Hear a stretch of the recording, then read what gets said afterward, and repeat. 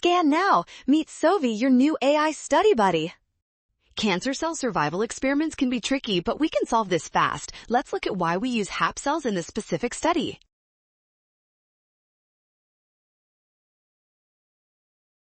First, we must identify that HAP cells serve as the sensitive baseline for this experiment. They represent the original cancer cell line before any resistance to the DAXS3 chemical was developed.